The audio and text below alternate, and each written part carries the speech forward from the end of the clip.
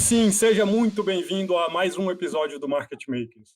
Hoje vamos realizar aqui um papo que estão pedindo muito para a gente aí. A gente realizou um primeiro debate, foi sobre Bitcoin, e agora, em meio a uma das maiores batalhas aí com potencial para alterar a geopolítica mundial, a gente conseguiu reunir aqui duas pessoas com um currículo muito bom, com histórico de mercado, e que vão trazer aí fatos, contraposições, contrapontos, levantar questões sobre esse embate aí que está acontecendo no mundo agora entre Estados Unidos e China, né? A gente vai falar sobre o futuro da economia mundial e para falar um pouco sobre isso e a gente entender mais esse contexto do que a gente está vivendo, o que aconteceu, o que está acontecendo e o que pode acontecer, a gente tem aqui hoje nesse episódio especial Paulo Gala e Tony Volpon. Sejam muito bem-vindos aqui ao Market Makers.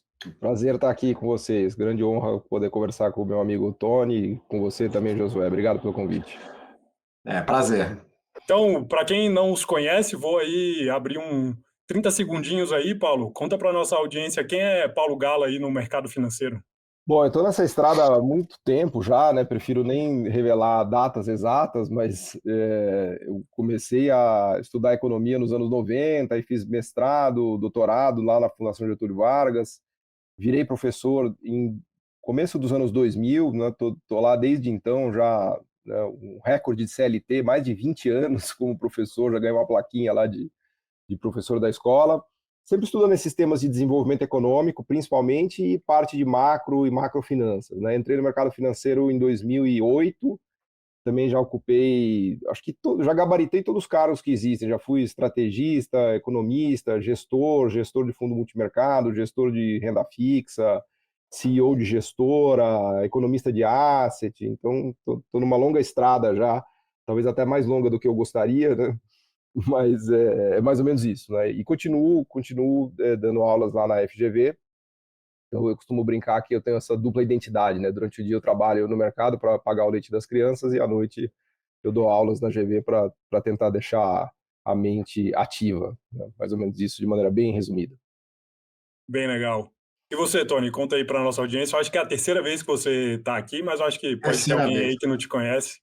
Também uma longa carreira, né? Comecei no mercado financeiro nos anos 90, comecei como operador de dívida externa e fui operador de cupom cambial durante um bom tempo, trabalhei no Bank of America, no Brasil trabalhei no Safra, aí também trabalhei em Londres, em Nova York, né? Passei pelo UBS e pelo Nomura em Nova York, como estrategista e economista para a América Latina, economista-chefe do UBS. Tive uma passagem de 2 anos no Banco Central, diretoria internacional, né, 2015 e 2016, e também trabalhei numa gestora da WHG como estrategista de investimento, e agora eu dou aula em Georgetown, então tenho uma pegada um pouquinho, estou dando aula hoje em Georgetown, aqui em Washington, e também dei aula na GV, né, no mestrado profissional, durante alguns anos, e aí eu cruzava com o Paulo de vez em quando.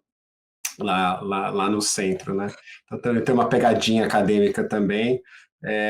E de fato o curso que eu dou hoje em Georgetown trata bastante dessa questão de China, dominância do dólar, enfim, então tem muito a ver com o nosso papo. Bom, bem legal. Antes da gente entrar efetivamente aí no papo, vou pedir para você que está nos assistindo aí já se inscrever no canal, deixar aquele like para levar esse conteúdo para mais pessoas. E lembrando que o Market Makers também não é só podcast, nós temos a nossa newsletter. Você encontra o link para se inscrever aqui na descrição. E se você quiser saber sobre as oportunidades aqui que nós temos no Market Makers para a sua empresa, para o seu negócio, você pode entrar em contato com a gente através do comercial@mmakers.com.br e o Igor vai te atender, vai te mandar um e-mail, te encaminhar nosso Media Kit e te mostrar o que a gente está fazendo aqui.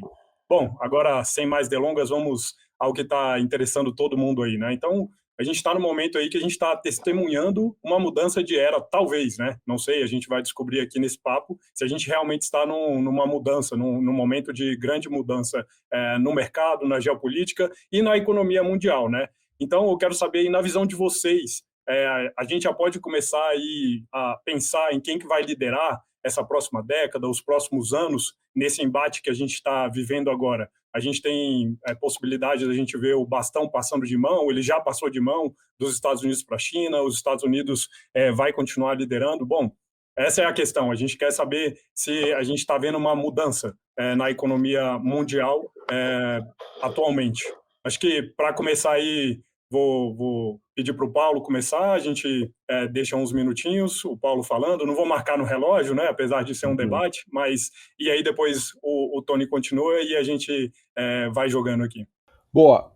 Eu tenho uma visão bastante otimista com China, né? Não que a China não tenha os seus problemas, acho que a gente vai discutir isso aqui ao longo da conversa, mas eu acho que sim, a gente está entrando num século chinês, né? Que o século XXI ele é um século que vai ser primordialmente chinês, e a minha visão está fundamentada na ideia da escala produtiva da China, né? Então acho que como primeiro dado aqui para a gente refletir hoje, eu colocaria o dado de produção industrial chinesa. Hoje a China produz, o dado fechado do ano passado foi de 4,8 trilhões de dólares, essa é a produção industrial chinesa, sendo que a produção industrial americana foi de 2,4 trilhões de dólares, ou seja, a China já produz o dobro, né, de manufaturas, né, em relação aos Estados Unidos, já é, né, disparada a maior produção industrial do planeta, e avança cada vez mais em manufaturas high-tech, né? A gente brincava que a China era a fábrica de produtos baratos do mundo e que a Alemanha era a fábrica de produtos caros high-tech do mundo. Agora tem uma novidade que a China avança muito, inclusive nos produtos de alta tecnologia, né? De fármacos, de química fina, de mecânica de precisão, inteligência artificial, smartphones e assim por diante, né? Eu costumo comparar esse processo que a gente vive hoje um pouco com a ultrapassagem que os Estados Unidos fez da Inglaterra no final do século XIX e início do século XX. Né? Lembrar que até o final do século XIX, o Reino Unido, né, a ilha, a Grã-Bretanha, ainda era a economia mais rica do mundo, mas o crescimento americano no século XIX foi notável, né, e a partir do início do século XX, os Estados Unidos ultrapassou, já na primeira década de 2020, os Estados Unidos já tinha uma produção industrial, inclusive maior do que a inglesa, e ultrapassou de maneira fenomenal a Inglaterra, principalmente por conta da escala produtiva americana. Né? O mesmo raciocínio que eu uso para a China hoje é o raciocínio que eu uso para explicar a dominância americana no início do século XX. Então, assim como os Estados Unidos suplantou a Inglaterra, eu vejo a China suplantando os Estados Unidos. Agora, não será trivial isso. Será um longo século de debates, de embates, de conflitos, de guerras comerciais, tecnológicas, né? Com tudo isso, eu não quero dizer que os Estados Unidos seja uma economia fraca, muito pelo contrário, ainda é a maior economia do mundo em dólares correntes, apesar da China ser a maior economia em dólar PPP, ainda é o país que tem o maior exército do mundo, a maior quantidade de bases, o maior arsenal militar, o maior domínio tecnológico. Os Estados Unidos está adiante da China na fronteira tecnológica, né? Basta lembrar que os Estados Unidos tem as 7 magníficas, né? Cada companhia dessas valendo 2 trilhões de dólares, que equivale à capitalização inteira da Bolsa da Alemanha. Uma única magnífica, né, das 7 vale a Bolsa inteira da Alemanha. Então, não quero dizer com isso que a China já superou os Estados Unidos. Eu acho que a gente vai assistir um pouco o Trump 1 foi cenas dos próximos capítulos, né? O Trump 2 é um agravamento desse conflito. O próprio Biden, aliás, toda a plataforma de governos americanos desde o início de 2010 tem sido um de combate à China, e é um negócio que vai se estender durante todo o século. Então acho que a gente vai estar lá em 2050 fazendo o mesmo podcast com os Estados Unidos brigando com China, e para ver quem avançou mais, quem avançou menos. Mas com isso eu já vou concluir e passar a palavra para o Tony, mas eu tenho muito otimismo com a China por conta da escala, né? A gente está falando de um país de 1,4 bilhões de habitantes, com uma escala industrial descomunal, assim, fenomenal. Nunca, nenhum país no planeta chegou perto de produzir 5 trilhões de dólares em produção industrial. Tem muita discussão de tarifa, de subsídio, nós vamos entrar nisso, mas é a primeira vez que tem um concorrente à altura dos Estados Unidos. A União Soviética não chegou nem perto disso, né, em termos de... Tinha um domínio tecnológico bélico, mas não tinha uma economia privada, né, não tinha inovação tecnológica, nada disso. E a China tem. A Índia também tem escala, mas é pobre, né? Uma renda per capita de 3, 4 mil dólares não conta. Né? Então, eu tenho uma visão otimista de China. China tem inúmeros problemas, eu quero falar dos problemas da China também, mas paro por aqui para passar a palavra para o Tom. Vamos lá. Não, mas eu também vou falar mal de China, não vou falar só bem de China. Beleza, Tony, vamos lá. Bom, começamos pelo fato que é um país que tem uma renda per capita ao redor de 13 mil dólares, né? E o grande problema que eu vejo com a economia chinesa é um problema de modelo, né? Só para lembrar que em 2007, o próprio primeiro-ministro da China, naquele momento, qualificou a economia chinesa por quatro termos, né, que ficaram bem famosos para quem estuda a China. Né? Falou que a economia chinesa era instável, desequilibrada, descoordenada e insustentável. Tá? Por quê? O modelo chinês, que foi adotado a partir de 89, depois de Tiananmen, que eu acho que teve um outro modelo econômico, que foi o primeiro modelo de desenvolvimento adotado por Deng Xiaoping, a partir de 1978, foi um modelo muito baseado em dois vetores de crescimento, né? Fortes investimentos e forte expansão do setor externo, né? E esse, obviamente, acelera brutalmente a partir da entrada da China no WTO, a partir de 2002, tem aquela aceleração até a crise.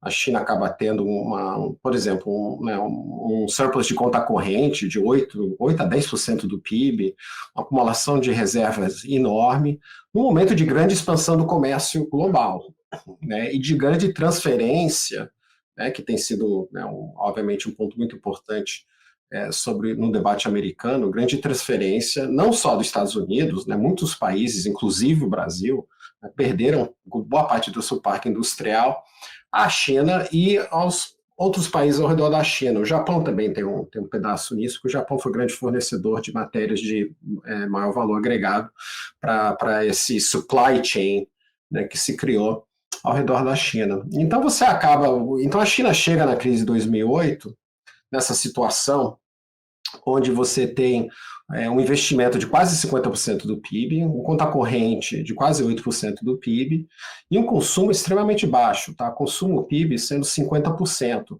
quando até no nível per capita que você tinha naquela época, o consumo deveria ser muito maior. Tá? Então isso foram escolhas de desenvolvimento de política econômica que certamente naquele momento ajudaram a China a crescer. A China estava crescendo 10% ao ano, então uma coisa fantástica. Não era um modelo de todo desconhecido, claramente, né, a liderança chinesa olhou para o que aconteceu no Japão, na Singapura, na Coreia, né, aprenderam com aqueles modelos, mas obviamente com várias características chinesas, né? Tem até um livro muito interessante de um escola chinês, Zheng Xiaohuang, que fala assim, né, capitalismo com características chinesas, né, que estuda exatamente esse modelo, que ele até chama de modelo de Xangai, né, baseado nessas premissas. Mas quais eram os problemas com esse modelo? Por que esse modelo começou a bater, né, meio que bater na parede? Primeiro, porque depois da crise de 2008, essa globalização, né, acelerada que a gente teve durante 20 anos, meio que acabou. Então, a conta de comércio globalmente começou a crescer muito menos durante esse período, até em decorrência dessa crise, né? A resposta da China não foi de fazer, né, até tentaram, e aí pode entrar um pouquinho nesses detalhes, não foi de tentar mudar o modelo, de um modelo muito baseado em investimento e a demanda externa para um modelo de consumo, que é o que vários analistas têm advogado que a China fizesse naquele momento. E já passou, né, 10 anos, 2008 faz muito mais de 10 anos que isso passou. E por que essa incapacidade de fazer essa transferência de modelo do investimento para o consumo? É porque isso é uma análise que vem do Michael Pattis, vários analistas têm dito isso, né? E o Xi Jinping, quando toma poder em 2012, ele não muda essa dinâmica. Por quê? Eles reforçam, né, essa tentativa de agora pegar esses grandes investimentos, isso vem com o Xi Jinping, tá? E tentar direcionar isso, né, para essas camadas de alta tecnologia. A gente conhece os carros chineses correndo por aí, mas na verdade como parte de uma concorrência geopolítica com os Estados Unidos, né, o hard tech, que vai ter tanto aplicação militar como aplicação civil.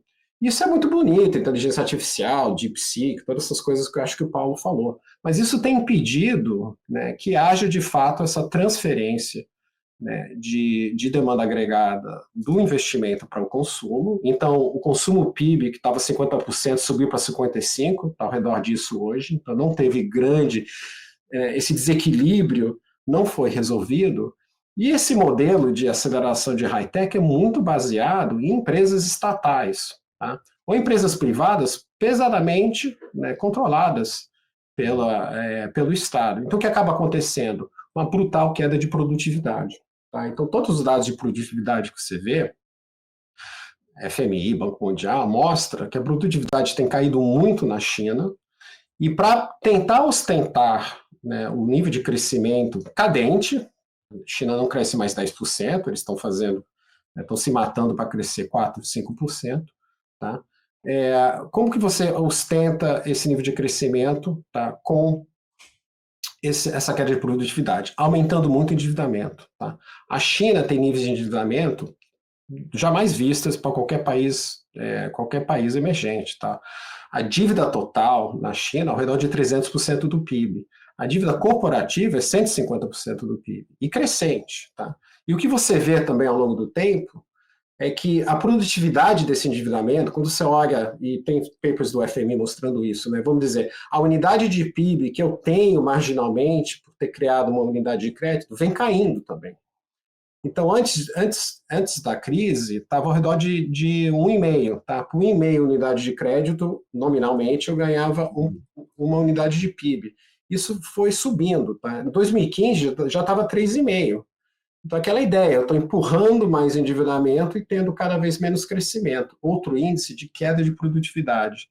Então, quando você leva em conta essa queda de produtividade, porque o Xi Jinping mudou o modelo econômico, não para a direção que deveria ter ido, que é mais pró-mercado, pró-setor privado, mas, na verdade, mudou para um modelo mais estatizado, onde, né, a produtividade é extremamente baixa, e até em vários setores uma produtividade negativa, em função dessa tentativa de securitizar toda a economia para essa concorrência geopolítica, você acaba entrando num problema que é conhecido na literatura como o middle income trap, né? Que é o problema da renda média, que é o problema que o Brasil teve. Você cresce pesadamente, você não consegue fazer a transferência do seu modelo de crescimento, você não faz aquela transição que a Coreia fez, que o Japão fez, mas que a Indonésia não fez, a Argentina não fez, o Brasil não fez. E você acaba estagnando naquele nível de renda per capita. Que, de novo, na China é extremamente baixo e desigual. Tá? O coeficiente de Gini da China é 0,47, é pior que os Estados Unidos. Os Estados Unidos é ao redor de 0,45. Então, você tem uma economia ainda muito pobre, que tem também um perfil demográfico extremamente negativo, tá? 1,2 o nível de fertilidade da mulher chinesa, bem abaixo do nível necessário para você reproduzir a população. Então, você está tendo queda também de população, queda do nível de trabalho, né, da população ativa, tá? Também menor que os Estados Unidos, tá certo? Numa renda per capita muito baixa. Então, assim, quer dizer, eu acho que a China teve grande sucesso naquele modelo, mas está tendo grandes problemas, incapacidade política.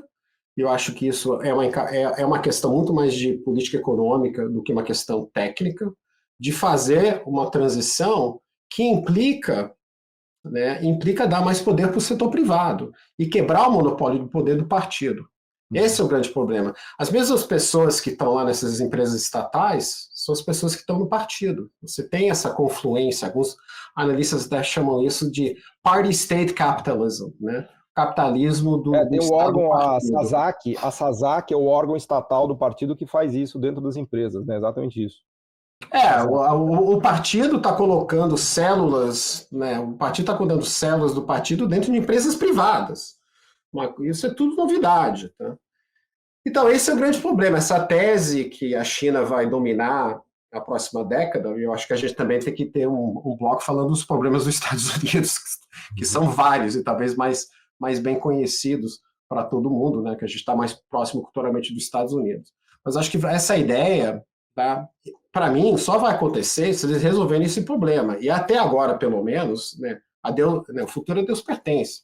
Mas nada indica que o partido, pelo menos sob a liderança de Xi, que tem feito outras coisas certas também, né?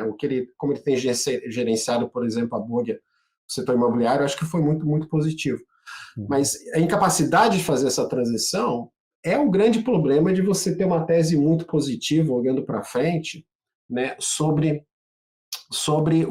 a China conseguindo superar os Estados Unidos. Por quê?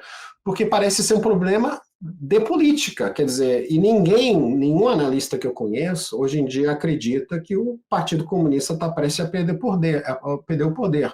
Mas sem uma mudança na política, eu não vejo uma mudança na economia, eu vejo uma economia cada vez mais estagnada nos seus agregados, com alguns sucessos, olha, a custo de muito subsídio e muita transferência de renda que poderia ser transferido, por exemplo, para aumentar o nível de segurança social, que é ainda muito fraco na China. É um país comunista que não tem saúde pública, não tem educação pública, entendeu? De grande porte, tem lugar que tem lugar que não tem, entendeu? Então você fica gastando dinheiro em DeepSeek, essas outras coisas, que é legal, o gringo gosta, né? E tem aplicações militares óbvias, tá? Mas se você não está fazendo esse trabalho de casa, e você acaba tendo essa economia totalmente desequilibrada. Não sei como essa economia vai superar os Estados Unidos. Só um comentário adicional, eu sei que eu já falei bastante. Essa questão de ser o poder hegemônico também passa por aquilo que a gente chama de soft power, capacidade de você transferir valores, né, transferir sua cultura. E a gente sabe que os Estados Unidos consegue fazer isso, né? Todo mundo assiste filme americano,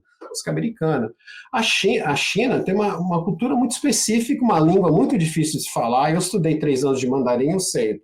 Estudei 3 anos de mandarim e não falo nada, tá? Muito difícil de falar, uma cultura muito específica e não tem uma tradição imperialista, por mais que... E eu acho que você precisa ter uma certa tradição de expansão imperialista para você virar um poder hegemônico. A China não tem. A China gosta de controlar seu entorno e fez isso durante sua longa história.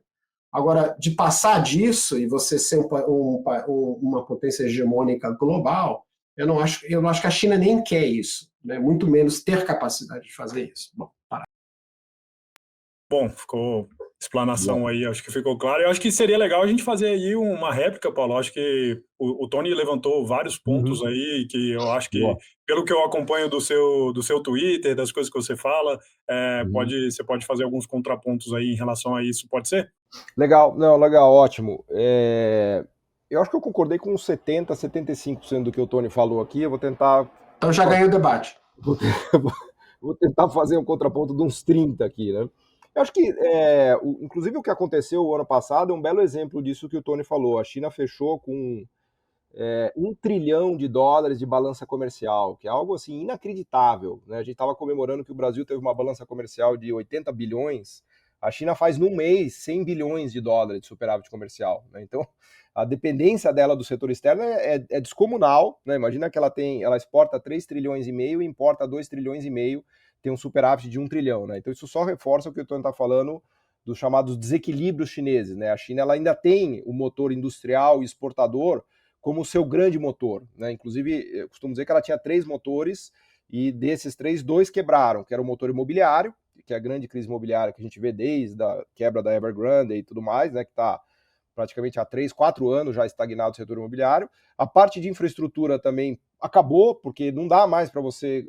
A China já tem a melhor estrutura do mundo, né? Você comparar o JFK com o aeroporto de Pequim, é de chorar no cantinho, assim, dá vergonha alheia de ver a infraestrutura americana comparada com a infraestrutura... Estão fazendo uma reforma do JFK. Não, eu tive lá, 20 bi de dólar lá o Biden está enterrando, eu tive lá, eu gostei, fiquei feliz também. Aliás, só numa nota pessoal aqui, eu sou muito mais fã dos Estados Unidos do que da China, tá? Pessoalmente, se vocês me perguntarem qual é a minha predileção, mas eu estou tentando fazer uma análise econômica, né? Agora, a pergunta é, então desses 3 motores, 2 estão quebrados, né? A infraestrutura já está construída, não vai dar para replicar, né? Tem um trem que vai até o Tibete a 4.000 metros de altura, tem trem de alta velocidade que liga cidades que têm 1.500 quilômetros de distância, tem os aeroportos chineses, os portos, assim, é um negócio inacreditável que eles fizeram, não vão fazer de novo, né? Não dá para crescer mais duplicando uma infraestrutura de ponta que já existe. O setor imobiliário tem mais de 100 milhões de casas e apartamentos vazios, não dá para construir mais tudo isso, então acabou. Então restou esse motor industrial pendurado no mundo, porque é uma indústria que depende muito do planeta, por isso que tem um superávit comercial de 1 trilhão de dólares, e, Tony, eu acho que eles não tiveram coragem de fazer o ajuste tanto para consumo interno, quanto para uma privatização de fato da economia. Como você bem colocou, tem muita gente que se confunde com isso, né? Os 95 grandes conglomerados chineses ainda são estatais, né? E todas as finanças, 80%, 90% do sistema financeiro chinês ainda é estatal. Então o Partido Comunista ele tem um mando muito forte. É o que eu brinco, na China as empresas, os restaurantes, as startups são privadas, mas os grandes gigantes são estatais. Então o Partido Comunista tem muito medo de entregar isso para a iniciativa privada e tem muito medo de fazer esse ajuste para o consumo. Uma das coisas que eles poderiam fazer, por exemplo, é deixar a moeda se apreciar. Né? O yuan a 7,50 é um absurdo. Imagina que o yuan já era 1 dólar, 7 yuans em 1996, 97. Faz 20 anos que a China está crescendo e eles têm a mesma taxa de câmbio. Quer dizer que ela, evidentemente, que ela está muito desvalorizada. Uma das maneiras de você redirecionar o crescimento para consumo é deixar a moeda apreciar, sobrevalorizar a moeda eventualmente. Foi o que aconteceu com o Japão nos acordos do Plaza em 85. Os Estados Unidos pôs a faca no pescoço do Japão e da Alemanha, forçaram uma apreciação brutal do ien, foi conhecido na literatura como endaka. O ien era 300 ienes por dólar, veio para 100. Mesma coisa aconteceu com o marco. E aí os Estados Unidos conseguiu reequilibrar o comércio dele a partir da apreciação do ien e do marco, só que para o Japão a consequência foi horrível, porque o Japão desde então estagnou, porque foi desmontado aquele modelo exportador industrial do Japão dos anos 80, né, que os Estados Unidos morriam de medo disso, mas o Japão não tinha exército, não tinha nada, os americanos foram lá e obrigaram os japoneses, eles fizeram e disseram amém, e os chineses morrem de medo disso. Um dos traumas dos policymakers da China é repetir os erros do Japão, os erros do Indaka, que foi a apreciação da moeda japonesa e a estagnação de 20 anos que se viu na economia japonesa. Então eles têm esse dilema que o Tony muito bem apontou, né, de o que fazer com o modelo, se a gente intensifica nesse modelo ou se tenta migrar para o modelo de câmbio mais apreciado, de consumo interno e assim por diante. Agora, o que está em aberto é o que vai acontecer com essa China. Será que vai ter uma grande crise? Será que vai ter uma grande bolha que vai estourar? Ou será que ela vai conseguir se arrastar crescendo 3 ou 4% nas próximas décadas? Essa eu acho que é a grande pergunta que eu não consigo responder, né? Eu acho que é talvez a pergunta mais importante desse século, né? Se a China vai conseguir, até onde ela leva esse modelo, né? E como esse modelo, se ele mudar, como será essa mudança? Será que é uma mudança traumática, abrupta, de uma crise? Ou será que é uma mudança que gradualmente vai acontecer, né? Porque o Tony muito bem colocou, a China está batendo em vários limites, né? O limite de endividamento dos municípios, dos estados, da União, o limite de ociosidade do setor imobiliário, o limite de infraestrutura que não dá para expandir mais, né? Então, ela segue crescendo desequilibrada, né? E com um governo que não quer ajustar. Eu entendo porque eles não querem ajustar, eles têm medo de fazer o ajuste e a coisa sair pior ainda, dado todos os infinitos problemas que tem na China, desemprego entre jovens, né, várias outras questões, e eu acho que eles têm medo de fazer esse ajuste e perder o controle da situação, mas é muito difícil dizer o que sai daí, tá?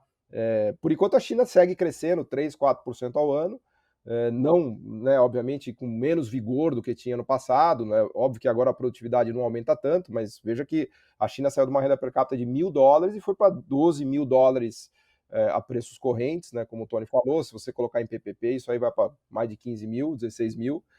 Então foi uma explosão de produtividade que a gente viu na China em 30 anos, que é algo sem precedentes na humanidade. Assim, a China era, no final dos 80, a China era uma das economias mais pobres do mundo, né? Tem aquele livro maravilhoso da Isabella Weber, que o título é Como a China Escapou da Terapia de Choque, né? Porque a China não queria, ela não fez o ajuste de choque da União Soviética. A União Soviética tentou migrar para uma economia de mercado e implodiu, deu tudo errado. Na pior transição para o capitalismo já feito das economias socialistas foi da União Soviética, virou o caso paradigmático de o que não fazer para transitar a sua economia do comunismo para o capitalismo, né? Então a China morria de medo disso, ela fez até hoje ela está, tanto ela tem medo que o ponto que o Tony Volpon se coloca, ela está há 40 anos, há 45 anos fazendo essa transição e ela não tem coragem de transitar de vez ainda, porque eles têm esse trauma do colapso das economias do leste, a economia soviética e tudo mais. Mas eu dizia que no final dos 70 início dos 80, a China era muito pobre, e aí eles estavam olhando no mundo né, quais eram as experiências de sucesso, o que eles poderiam fazer, vieram até no Brasil, tem relatos, né, que eles vieram no Brasil aprender com o Brasil. Três Gargantas é meio que uma cópia de Itaipu, eles aprenderam, né, a comitiva veio aqui e aprendeu várias coisas com o Brasil, mas só o que eu queria destacar era a pobreza da China no início dos 80. Então quando o Deng Xiaoping começa a fazer essa virada de abertura, eles estavam, obviamente, estava dando tudo errado na China, né? Estava dando tudo errado, por isso que eles fizeram uma mudança. E aí depois tem essas idas e vindas para um modelo um pouco mais liberal, um pouco menos liberal. Isso é uma tensão permanente na China. A própria Isabella Weber, para quem se interessa por essa discussão, eu até recomendo esse livro aqui, foi traduzido para o português, que é Como a China Escapou da Terapia de Choque.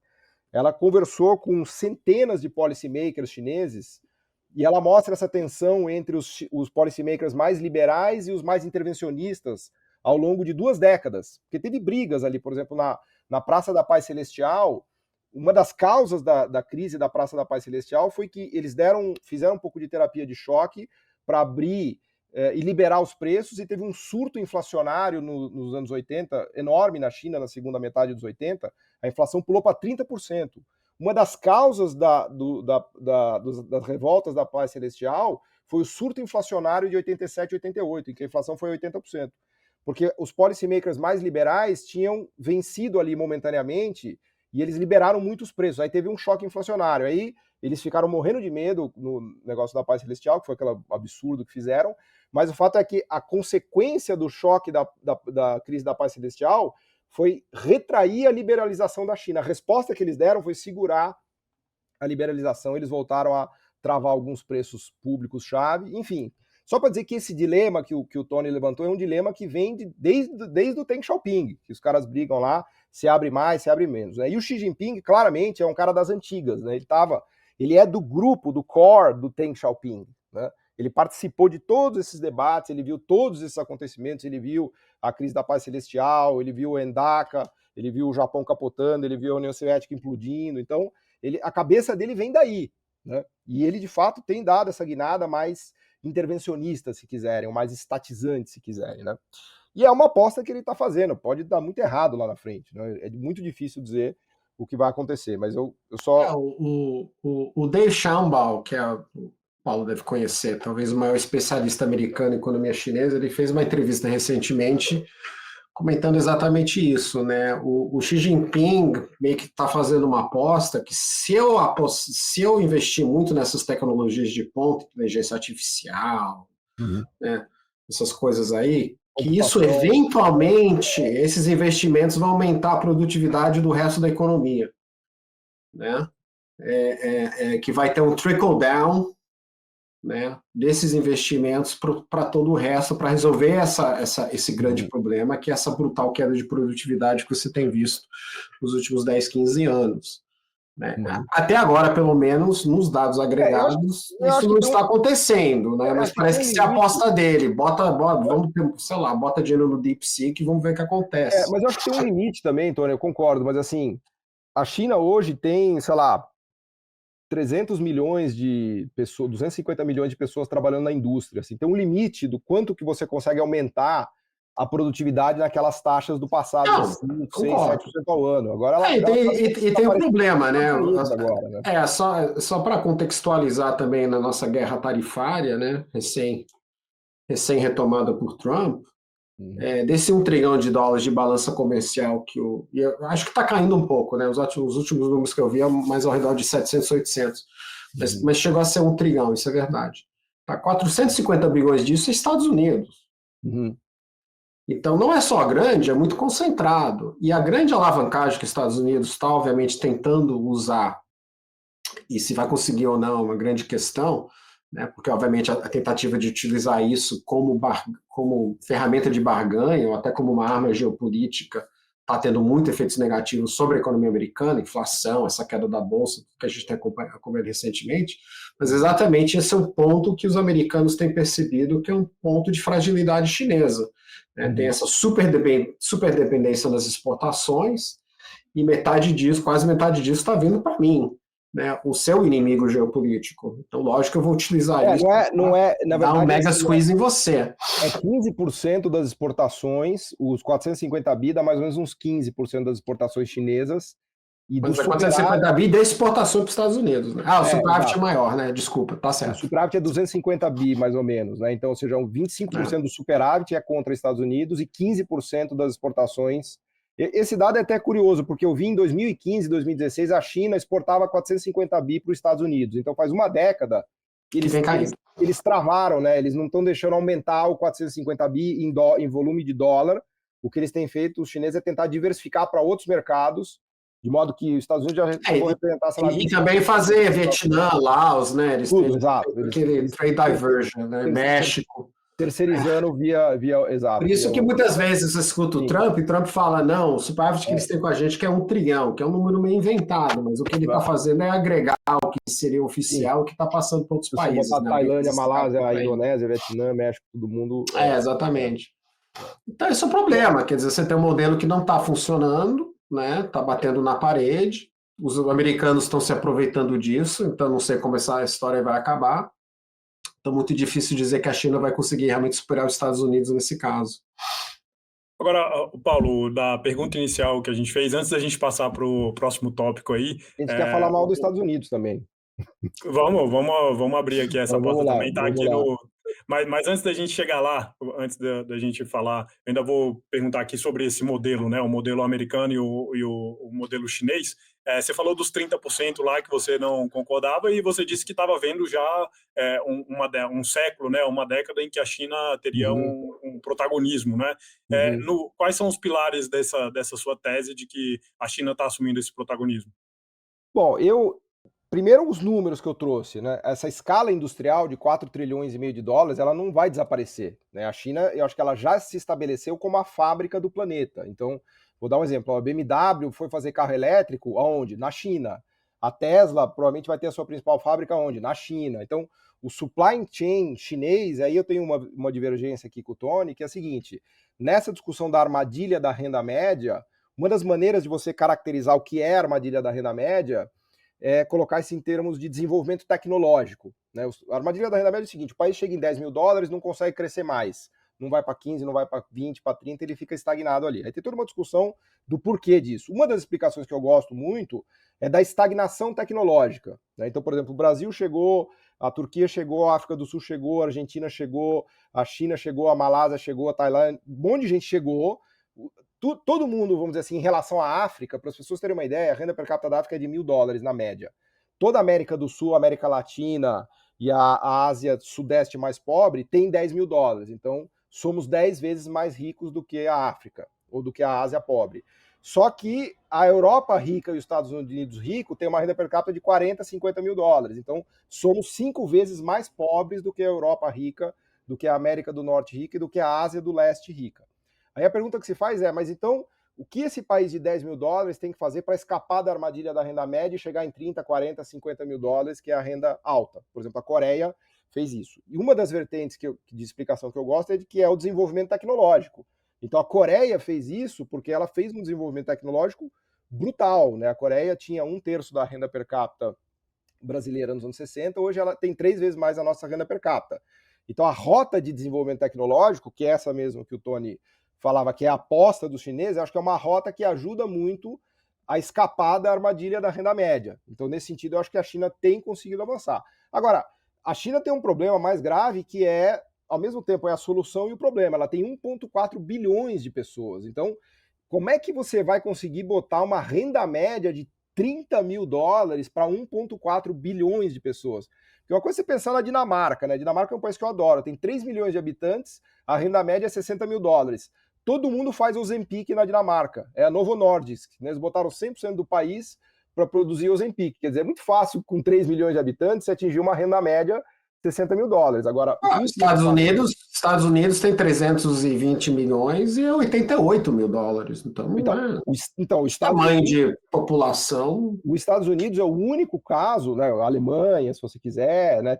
Mas assim, é o único caso que de verdade conseguiu botar uma renda média, uma renda tão alta para a média da população, né? Se você pegar esse 80 mil dólares aí que você colocou, né? Agora, para a China vai ser difícil para esse 1,4 bilhões de habitantes. Mas, de todo modo, eu acho que quando eu falei que eu enxergo essa ultrapassagem da China, se você falar assim, poxa, como é que vai estar o mundo em 2100? Eu não consigo ver a reversão de todo esse cluster produtivo tecnológico chinês e asiático. Porque, na verdade, tem um outro papo aqui que não é só a China. Na verdade, a economia asiática hoje é maior e mais importante já do que a economia americana. Se você somar o cluster Coreia do Sul, Japão, China e eventualmente a própria Índia se integrando, e Vietnã, Malásia, Tailândia, você vai para mais de 30, 35 trilhões de dólares de PIB, né? Enquanto que os Estados Unidos está meio encalacrado ali, porque tem o México, que poderia eventualmente ajudar um pouco, e o Canadá, mas Canadá pequeno, população de, sei lá, 30 e poucos milhões de habitantes. Então, o centro do planeta também está migrando para a Ásia do Leste. Também essa é uma outra questão que eu acho que é relevante. Então, eu acho que a questão do modelo, sim, é relevante, mas o meu ponto aqui é que talvez a estrutura econômica chinesa e asiática já seja tão grande que, eventualmente, com qualquer modelo aquilo vai funcionar. Vou exagerar o raciocínio, tá?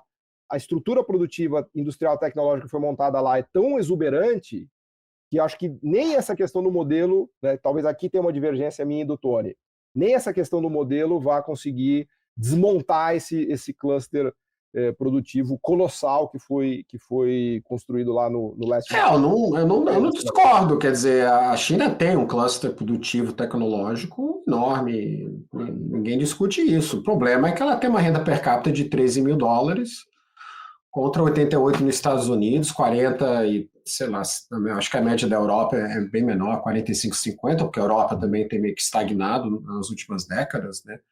E como eu disse, se você não tem um modelo adequado para transformar isso, né, em alguma coisa que passa para o crescimento econômico e para a produtividade de toda a economia, e não só, né, meia dúzia de áreas econômicas ao redor de Xangai, você vai ficar meio atolado. Então, talvez você vai de 13 para 15, 17, mas assim, e tudo bem, obviamente com 1,4 bilhões de pessoas, tem essa questão de qual é a rota.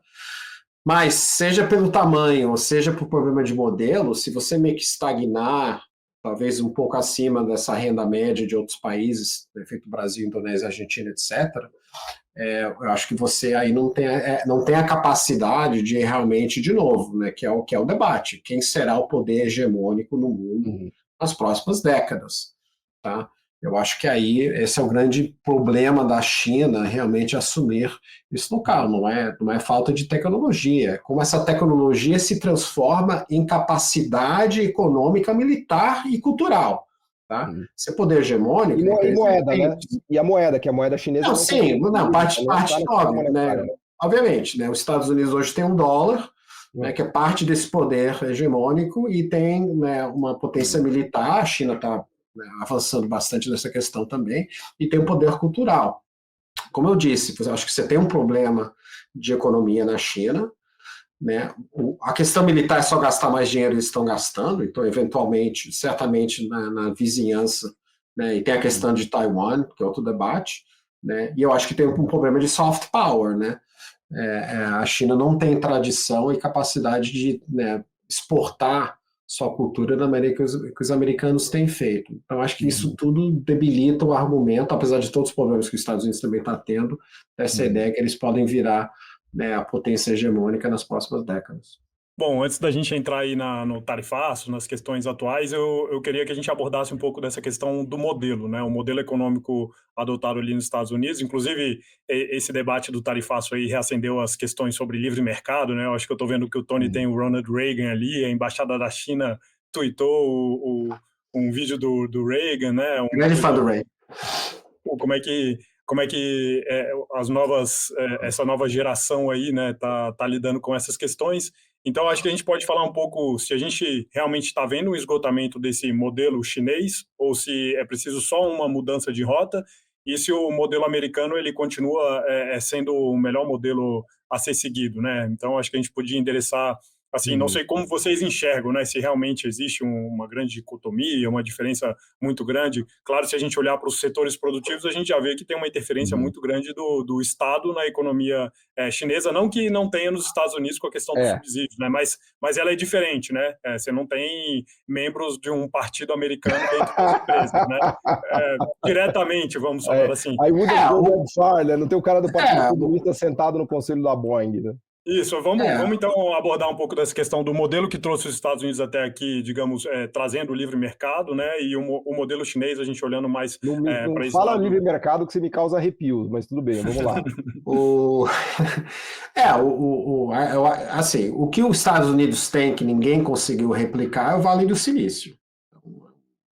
Ninguém conseguiu, inclusive eu acho que a China também não conseguiu replicar né, um modelo que sim tem apoio estatal, DARPA, todo mundo conhece a história, mas ele é basicamente alguma... Tony, vamos contar a história direito aqui, porque o Josué não conhece. Não, mas Ele acha que é o livre mercado que fez o Vale do Silício. É importante contar essa história direito. Não. Os Estados Unidos, eu acompanho seus tweets, Paulo.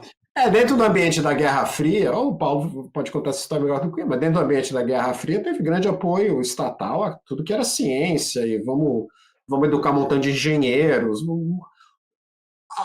De uma certa maneira, o que os chineses estão fazendo esse Xi Jinping aconteceu nos Estados Unidos nos anos 50 e 60, securitização da economia, né, e forte expansão estatal. Só que no ambiente democrático, né, e sem essa interferência direta que você vê na China. Então, acho que você conseguiu, a partir do final da Guerra Fria, passar para o modelo, e com Reagan também, né, passar para o modelo que era mais baseado no mercado livre, né, e aí perder um pouquinho dessa influência. O interessante é que o debate hoje com o Trump e o pessoal do lado dele é o seguinte: tem correntes no trumpismo que acham que você tem que voltar exatamente para aquele modelo antigo e reindustrializar o país e ter mais interferência estatal e mais investimento exatamente pela concorrência com a China. Né? Eles dizem o seguinte: tudo bem que a gente tem a melhor tecnologia, indústria, etc. e tal, mas, de novo, se você olhar a questão, especialmente a questão militar, tá, onde a China consegue avançar mais, que eu acho que nas outras questões, diz o seguinte: se eu não tiver uma indústria naval, por exemplo, e eles têm até uma certa tara para a indústria naval, esse pessoal, J.D. Vance, etc. Se é uma indústria naval, como que eu vou concorrer militarmente com eles? Então a gente tem que votar esse modelo. A frota chinesa já é maior do que a americana, né? Tanto a militar, sim, quanto a coisa, né? Apesar de não então eles estão olhando para aí, porque você tem que lembrar com o Trump é o seguinte: Trump é Make America Great Again. Tá? A lógica desse slogan é o seguinte: a América hoje is not great. Ela não está legal. Exato. Eles têm uma visão pessimista dos Estados Unidos hoje, os trumpistas, que eles dizem o seguinte: todos esses anos de... Você tem um aparato militar que está mais preocupado em coisas woke, né, em ter soldado transgênero, esse tipo de coisa, do que ter um fighting force. Todas as forças militares, os serviços militares com excesso do Marines, né, que são os fuzileiros navais, não conseguem bater suas metas de recrutamento. Tá? Porque as pessoas não... paga-se dinheiro, paga a universidade, por causa de coisa, não conseguem. Então eles olham para esses problemas, né, e aí olham para a China e falam: a gente está perdendo essa corrida. Então, nós temos que reindustrializar. Então, essa coisa de tarifa tem esse sentido também.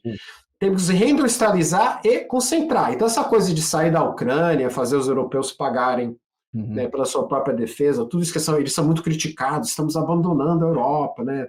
O Zelensky é Casa Branca, todo mundo ficou puto. Mas tem uma lógica subjacente que é o seguinte: eu não consigo bancar... Estados Unidos, eu não consigo bancar a defesa da Europa, todo mundo lá com 60 dias de férias, claro, né, e pensões, e toda aquela coisa europeia, né, todo aquele welfare state europeu, e os caras não gastam na defesa, eu estou bancando essa defesa e eu tenho que fazer essa concorrência com a China. Então, olha, europeus se viram, começam a gastar mais, eu tenho que reestruturar a minha economia, make America great again, because we're not great now. Entendeu? Que é olhar ao passado, esse passado que eu acho que o Gala gosta tanto, de DARPA e investimento atrás. Eles querem voltar para isso. Isso que é engraçado. A esquerda heterodoxa brasileira, de fato, concorda muito com os trumpistas. Mas na verdade não é nem isso, Tony. Essa é a verdade, entendeu? Espero que o Paulo admite isso. Você quer que os Estados Unidos façam exatamente essas coisas. Então, mas que o Trump quer também. Eu não só vou admitir, como eu vou explorar mais o argumento aqui. Na pergunta que o Josué fez do modelo, né, como a gente compara o modelo americano com o modelo chinês, na minha visão, o modelo americano é muito mais próximo do modelo chinês do que se imagina. Né? E aí eu vou fazer o ponto aqui. Primeiro, dizer o seguinte: o que o Trump representa hoje de tarifas, né, de protecionismo, de industrialização, é uma velha corrente americana. Vem de muito antes disso que o Tony falou corretamente. A Guerra Fria é um belo exemplo. Tem alguns momentos paradigmáticos, assim, que o rei está nu, né? Fala assim, bom, para quem acha que os Estados Unidos é liberal, tem alguns momentos que são paradigmáticos. A Guerra Fria é uma delas, né? Quando tem lá os momentos Sputnik, os americanos falam, meu Deus do céu, nós estamos perdendo a corrida tecnológica, faz projeto Apollo, Houston, monta a NASA, faz DARPA, faz o Diabo A4, o próprio Vale do Silício, você não conta a história do Vale do Silício, sem o projeto Apollo, sem a DARPA, sem as pesquisas Sim. da NSA. A Califórnia era o grande centro de defesa, né? Exatamente. Agora, muito antes disso, é importante a gente lembrar de um cara chamado Alexander Hamilton, que não à toa ganhou o musical na Broadway, porque os americanos, a alma americana tenta resgatar um salvador à la Hamilton. Não precisava ser um Trump, que eu acho que é um exagero. Até respondendo à provocação do Tony, eu acho que a política tarifária do Trump está completamente equivocada, porque um país que tem uma renda per capita de $80 mil não vai chegar em lugar nenhum tarifando, porque, na verdade, essa ideia de que você vai make America great again, reindustrializando, especialmente produtos low-tech e medium-tech, é completamente nonsense. Né? Não, eu concordo com isso. Não tem como produzir algo nos Estados Unidos que tenha um conteúdo tecnológico baixo, a não ser serviços, porque serviço não escapa, os serviços são non-tradables, né? Mas toda a parte de peças, componentes, motores, etc., não para de pé nos Estados Unidos. Dessas contas aí do iPhone que vai custar $2 mil, $3 mil um iPhone. Então, isso que o Trump quer fazer não existe. Vai dar tudo errado. Agora, não quer dizer que os Estados Unidos não tenham sido protecionistas ao longo da sua história. É isso que eu quero resgatar. No século XIX, o país mais protecionista do mundo foi os Estados Unidos. Se você fizer um cálculo de tarifa média americana, você vai ver que era 40%, 50%, assim, quase na média do século. O Lincoln era um amante de tarifas. Aliás, o Lincoln ele foi eleito, né, parte da história da Guerra de Secessão, não era só a escravidão, eram os estados industriais nortistas que eram protecionistas contra os sulistas que eram escravocratas e liberais, porque os sulistas queriam exportar, né? Eles queriam exportar o algodão para a Inglaterra e importar os produtos ingleses sem tarifas, enquanto que os nortistas queriam a mão de obra assalariada para bombar a indústria e queriam o quê? Expandir a sua produção industrial, eles concorriam contra os ingleses. Então, o Lincoln ele era um campeão da indústria do norte, né? Ele veio de Michigan, ali perto de Chicago, né? E ele era um campeão das tarifas, assim como Hamilton, né? Ele escreveu o Report on Manufacturers, que é um tratado em defesa das tarifas para proteger os americanos dos ingleses. Agora, tudo isso é válido para um país que tinha 1/10 da renda per capita da Inglaterra, que era o caso dos Estados Unidos no século XIX.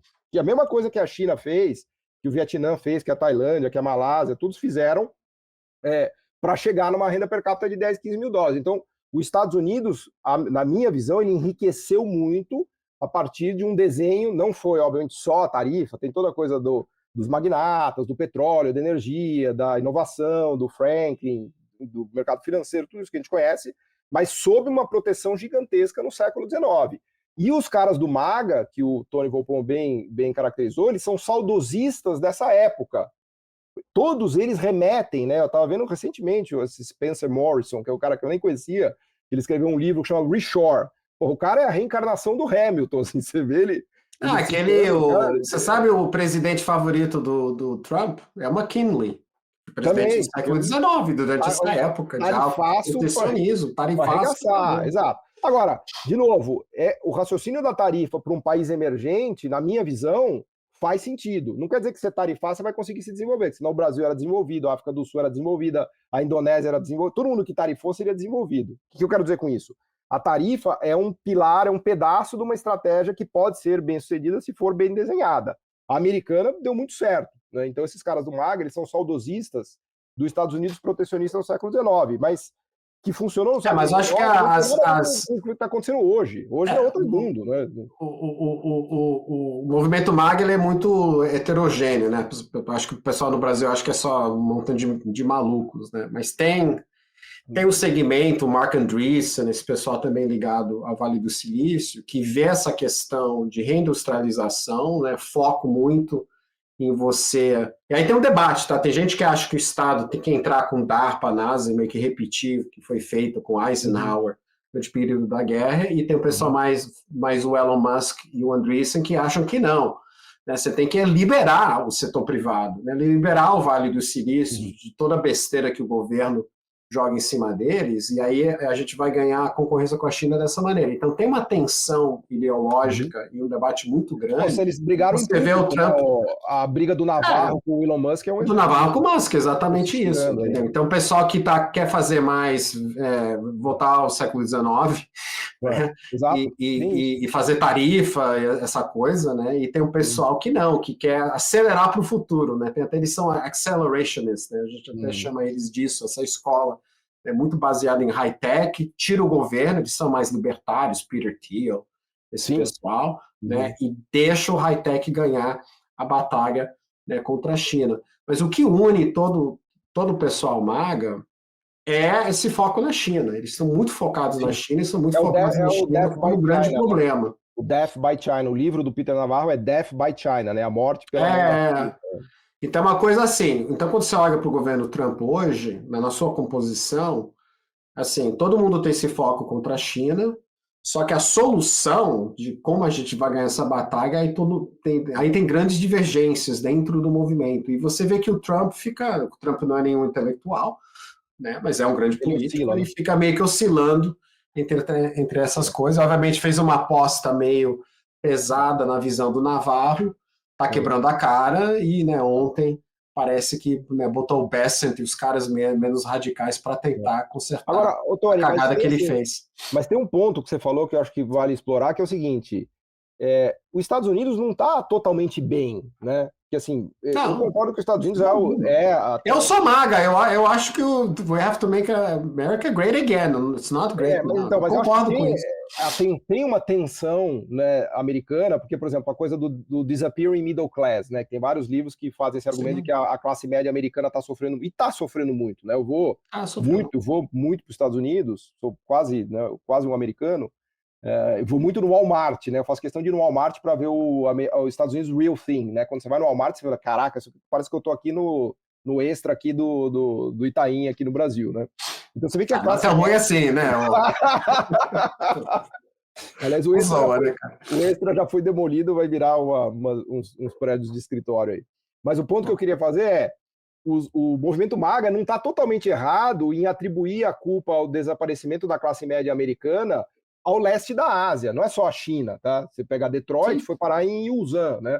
A Coreia está destruindo Detroit faz tempo. Os japoneses também estão destruindo Detroit faz tempo. Então, a ascensão da Ásia do leste explica muito esse hollowing, né? Esse achatamento da classe média, que tanto é que você vê que a plataforma do Biden de combate à China não é muito distinta da plataforma do Trump de combate à China, que é o que o Tony falou. A diferença é como você combate, né? O Biden estava mais nos subsídios, no IRA, no CHIPS Act, né? no Green Economy, e a galera do Trump vai para outro caminho. Mas você não conta a história do início do século XXI sem contar o quanto que a China e a Ásia do Leste roubou de emprego e de espaço da classe média americana.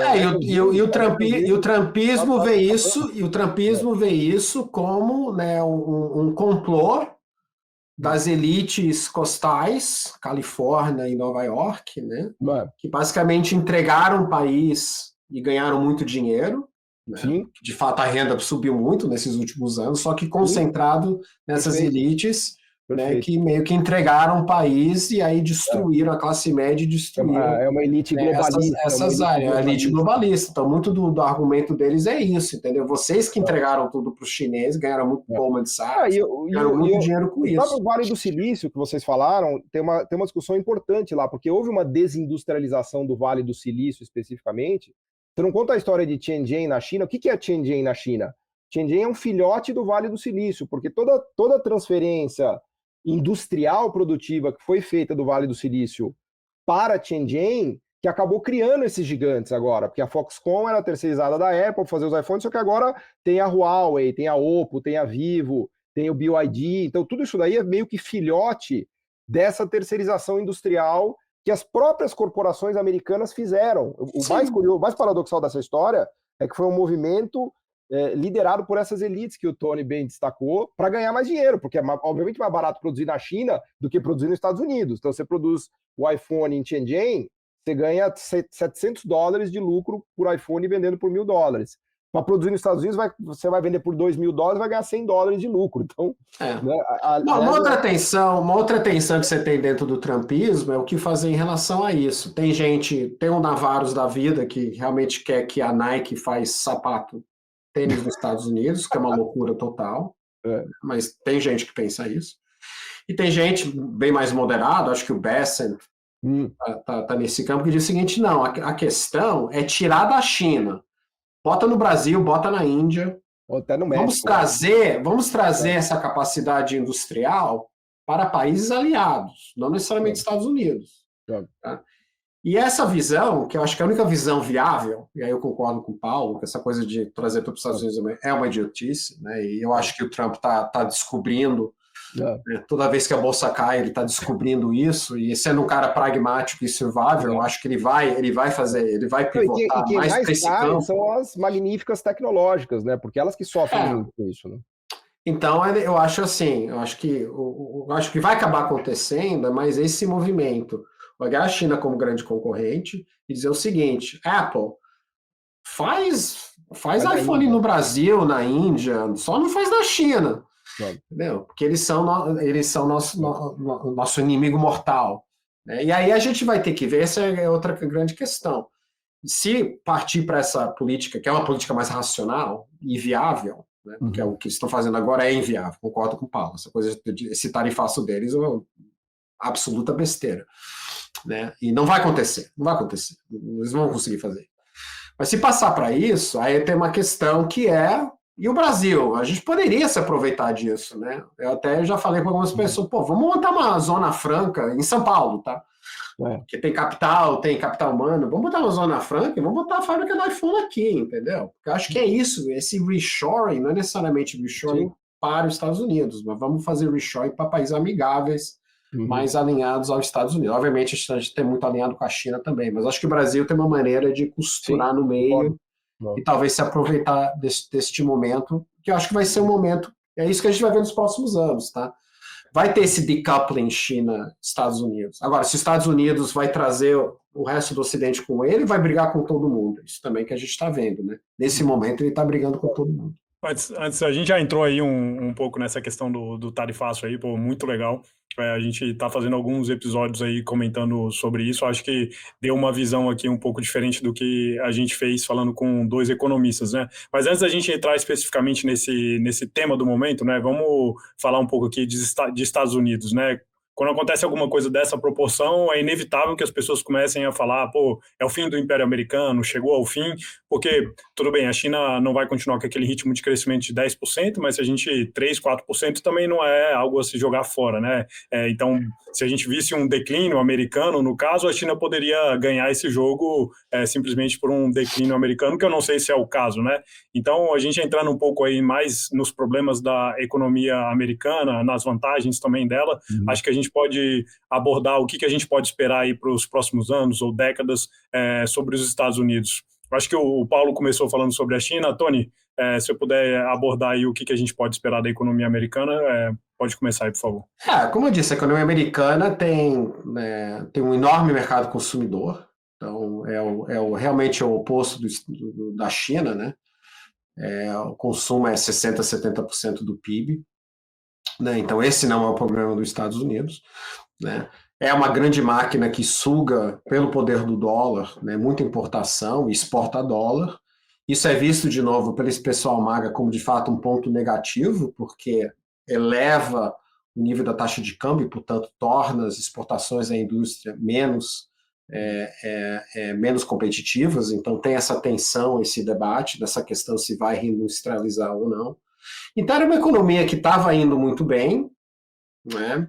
Obviamente saindo da pandemia teve um excesso fiscal pelo governo Biden, levou o déficit nominal para 7%, 8% do PIB, mas é um déficit, de novo, financiável pelo dólar, mas muita gente vê isso como sustentável, então parte também do programa do Trump é tentar baixar isso, por isso tem o DOGE, né, que está tentando cortar custos, né, sem afetar pensões e despesa militar, que obviamente vai ser extremamente difícil, né, então você tem essa questão fiscal, você tem esses déficits muito grandes, né, déficits comerciais em conta corrente, você tem a questão do dólar que ajuda no financiamento disso, você tem um mundo que está tentando se desvincular do dólar, mas sem muito sucesso, aí é também um outro grande debate, né?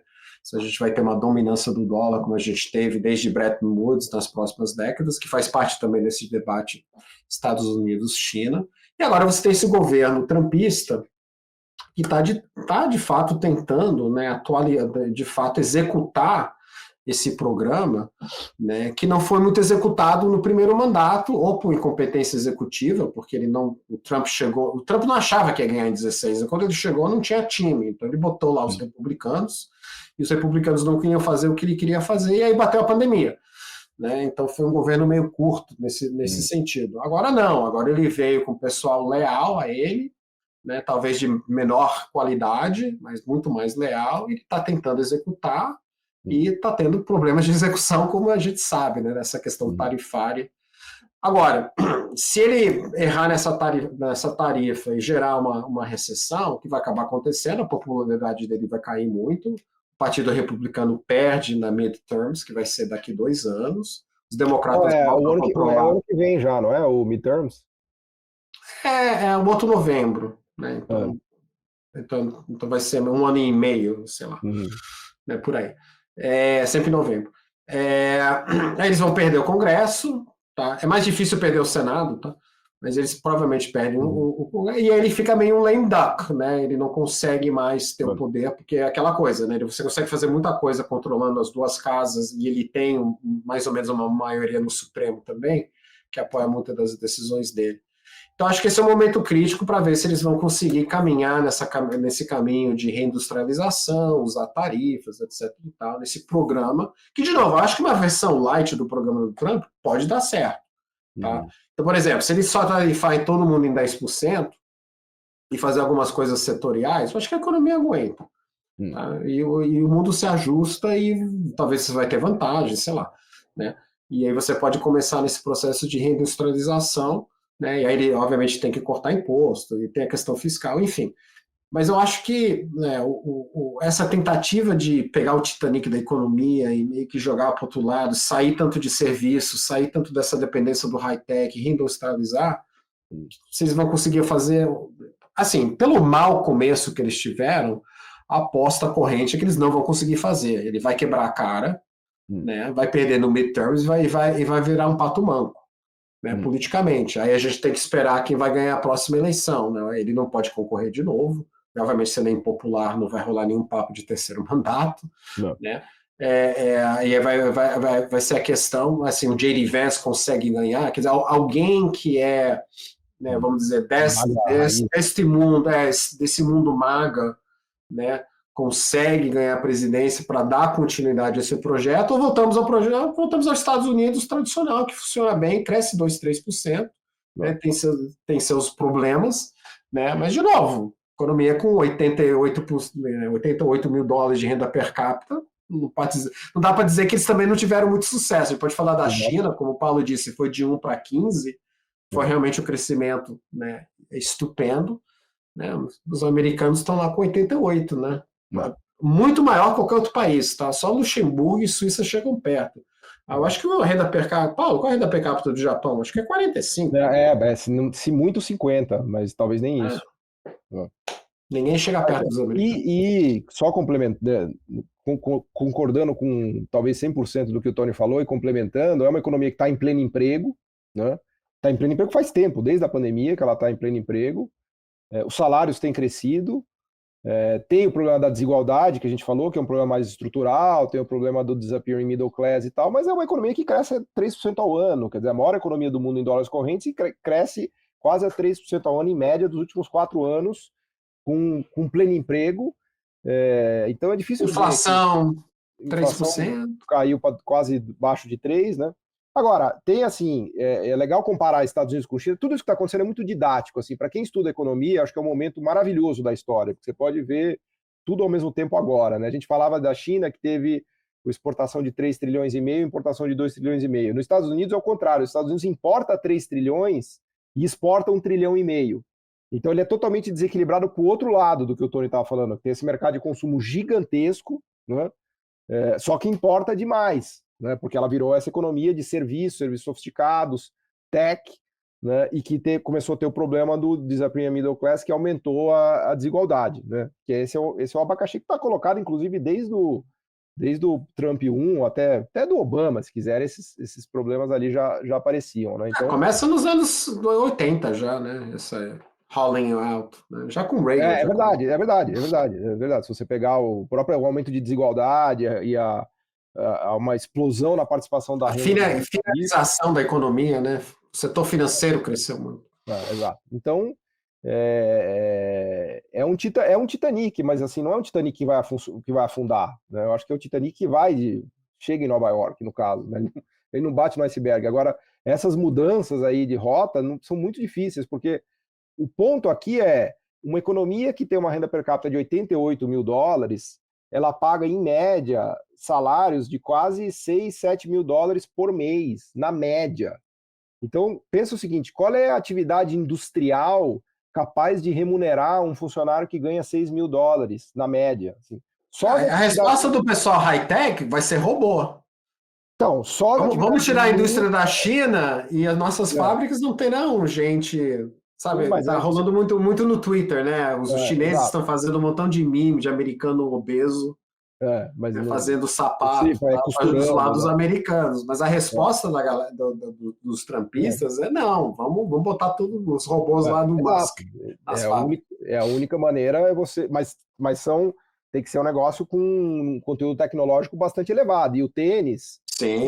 Não, o tênis tem que ficar no Vietnã. Não tem jeito, você não vai vender um tênis por 500 dólares, assim, entendeu? Não tem muito por onde. Então, então eu concordo muito com isso que o Tony falou. Acho que ia botar uma tarifinha lá de 5, 10, até passa, né, até aguenta. Agora, tarifas de 100% na China que você importa... Não, isso não vai ser. Eles vão cortar isso. E um problemão para os Estados Unidos, que vai ter um impacto inflacionário insuportável, né? Já é uma economia, a gente corre o risco, agora teve o surto inflacionário da pandemia, pode ter eventualmente ou uma recessão ou um surto inflacionário, não sei o que é pior, né? Então, mas são duas coisas que estão no horizonte aí, que são desafios. Não essa tarifa contra a China não é sustentável, vai mudar.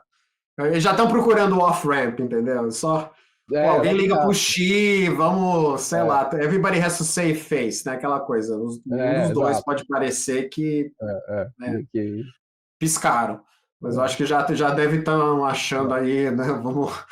Porque é autodestruição, né? São duas economias muito entrelaçadas, né? Lógico. Tá muito entrelaçadas, né? Quer dizer, uma precisa da outra. Não... Exato.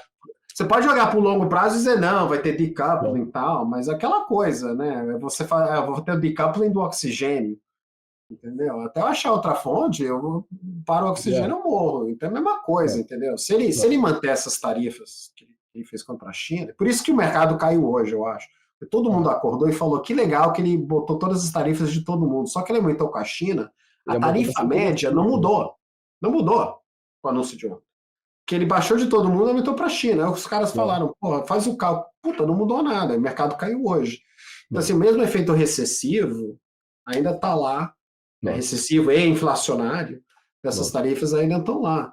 Então, assim, é insustentável. Eu acho que eles vão procurar um off. Por isso que eu não estou tão pessimista assim nem com a Bolsa. Eu acho que eles vão eventualmente chegar num acordo, né? Eles vão fazer alguma coisa, porque se ou é o Hitler no bunker, entendeu? É um suicídio político do cara, vai ser massacrado politicamente e acabou a carreira dele. Entendeu? Exato. Aí nesse massacre ele vai ter que mudar tudo de novo, porque aquela coisa, americano não tem aquela, nem a classe empresarial, né, nem o povo vai aceitar uma puta recessão para um ganho teórico futuro, isso não existe. Agora, Tony, uma coisa eu acho que é clara, assim, a China é muito mais forte hoje do que era 10 anos atrás e ela tá peitando, porque eu não sei até que ponto o Trump achou que ele ia dar uma trucada. Pode ser que eles cedam nas próximas semanas, mas assim, a China está brigando num nível com os Estados Unidos que não se via há muito tempo. Nenhum país botar o dedo do nariz. Você sabe muito bem que o nível de nacionalismo chinês é brutal. Então, o China não pode perder lose face. Acho que uma coisa que derruba o Xi é ele se entregar para o Trump. Então, eles têm que achar uma maneira, e eu acho que eles vão achar, uma maneira de sair dessa rota de colisão autodestrutiva. Porque também, olha, se rolar essas tarifas, por mais que o Xi pode fazer outras coisas, vai despencar o crescimento econômico lá. De novo, Também, lógico. você disse, eles exportam muito para os Estados Unidos, não tem para onde exportar. Né? Você tira o consumidor americano da economia chinesa, despencou aquilo, não tem jeito, entendeu? Então, assim, os dois, eu acho que são duas pessoas inteligentes, eu acho que Trump é inteligente, eles conhecem, sabem o que está acontecendo, e eles vão achar uma maneira, né? Isso vai demorar uma semana, um mês, sei lá, né? Mas eu acho que como está, não aguenta. Por isso que eu acho que, né, muita calma aí, ficar entrando em muito pessimismo. Acho que eles vão sair. Acho que o estrago está sendo feito. É provável que haja uma recessão técnica nos Estados Unidos. Esse é meu cenário base, entendeu? Mas eu acho que antes que a coisa realmente desemboca numa grande depressão, os caras, né, tiram essas tarifas. Nessa última corrida eleitoral aí, eu acho que teve um tema que foi levantado que antes a gente não via ser falado tanto, pelo menos entre os políticos americanos, que é um tema muito comum aqui no Brasil, que é a questão do endividamento do Estado brasileiro, né? E a gente viu esse tema começar a aparecer, principalmente o Elon Musk, ele estava levantando muito essa questão. E essa questão $1 trilhão de juros por ano, né? O que o Tony falou, o endividamento é brutal, um déficit primário de 7% do PIB, uma dívida de, sei lá, 30 trilhões, e a conta de juros já está do tamanho do Pentágono, já 1 trilhão para o Pentágono e 1 trilhão de juros, né? É muita coisa, né? Essa questão do tarifaço trouxe também, né? O Scott Bessent falou algumas coisas a respeito disso, né?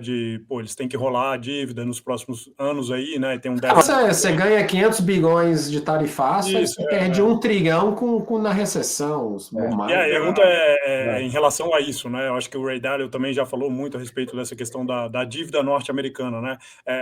Qual que é essa pecinha nesse xadrez todo aqui que a gente está tentando desenhar? Ela é um problema para os próximos anos, claro, para a economia americana?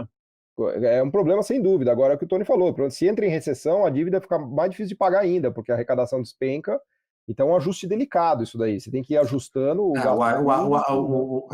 Tem uma maneira de ajustar, liga pro Powell, né? Hey, Powell, QE. Bota juro no zero, mas isso é muito do que eles fizeram, mas, né? Ainda tem esse cartucho, vai ser saída. Tem o cartucho monetário que eles podem voltar a usar, né? Mas eu só queria comentar, claro, uma coisa que dá medo, olhando os mercados nos últimos dias, é a queda do dólar, tá? Todo mundo desde pequenininho faz assim, não, tem crise, o dólar sobe, porque você tem flight to safety e juros caem.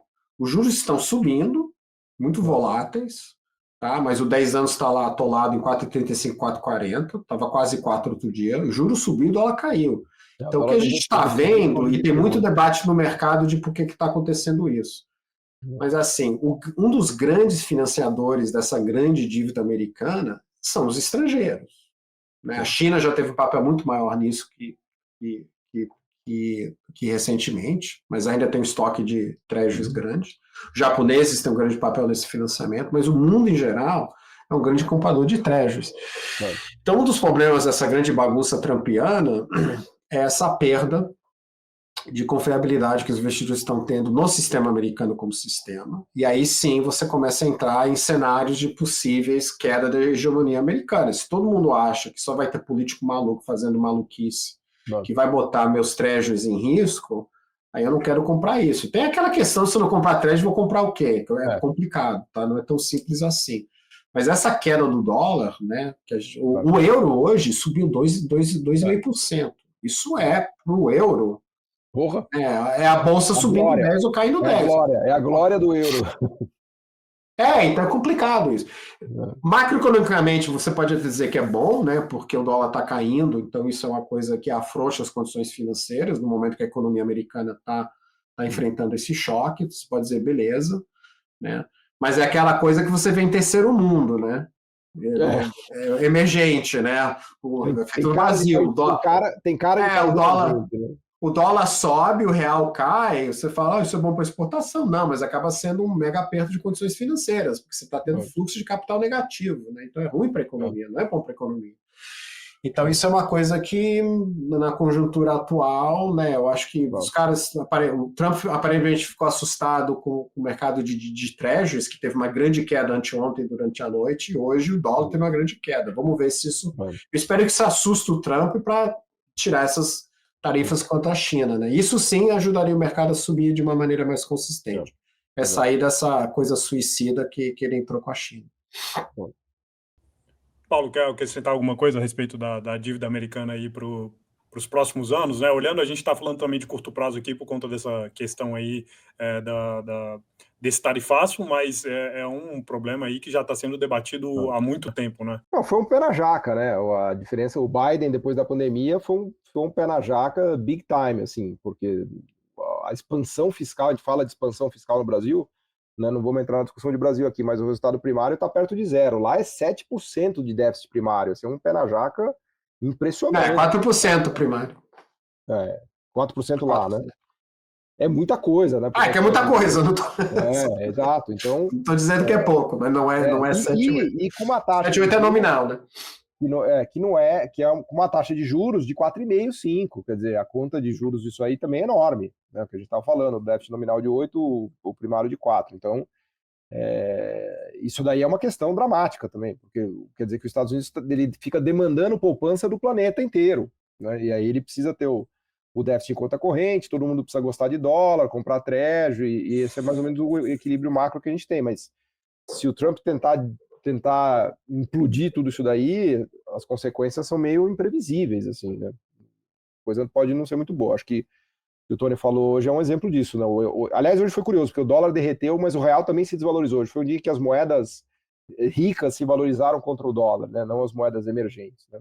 Mas foi um dia muito eu acho que a gente como China dependente e a China enfrentando esses problemas, vai ser difícil para a gente, né? Não... Até que isso seja. Quando isso for resolvido, eu acho que ajuda o real também, tá? Vai ajudar todo mundo. Meio visto como proxy de China, né? Porque o Brasil a gente é muito proxy de China nas exportações. E em relação, agora entrando um tema que também a gente falou aqui, mas acho que a gente pode abordar um pouco mais, sobre dólar, né? Dólar e yuan aí, ou dólar e uma outra moeda. A gente olhando esse cenário atual, pensando nos próximos anos, vocês estão vendo aí uma possível queda dessa hegemonia do dólar? Existem sinais disso? Ou isso é mais teoria mesmo? E como é que vocês olham para essa questão? Né? O problema é a alternativa, porque o dólar é a pior moeda que existe, exceto todas as outras, né? Porque o yuan é não conversível. O euro pode ser um pouquinho, mas você não tem também muita dívida pública em euro, né, para estacionar. O ien já tem uma dívida gigante, né? Enfim, não sei o que o Tony acha, mas eu sou meio pessimista em relação à alternativa. O dólar está sofrendo, sem dúvida. Hoje foi um exemplo disso. Eu acho que só a única coisa que derruba o dólar é o Bitcoin, o resto esquece. Ouro, Bitcoin, só se for isso, mas são coisas voláteis também, né? Não, é um pouquinho de brincadeira, apesar que eu sou grande fã do Bitcoin, todo mundo sabe disso. Não, eu acho que é exatamente isso, né? Você pode ficar criticando o dólar, política fiscal americana, tudo que você quiser, mas essa transferência, por exemplo, que aconteceu entre a Libra e o dólar americano, né, que acelera muito depois da Primeira Guerra, foi exatamente porque a Primeira Guerra sobreendividou a Inglaterra, e aí meio que destruiu a capacidade fiscal deles, aí todo mundo correu para o dólar. Né? A economia americana já era muito maior que a inglesa antes da guerra, nesse século XIX, né, mercantilista, protecionista, que o Paulo está falando, a economia americana já era a maior do mundo, né? Só que não tinha a capacidade financeira de expressar isso.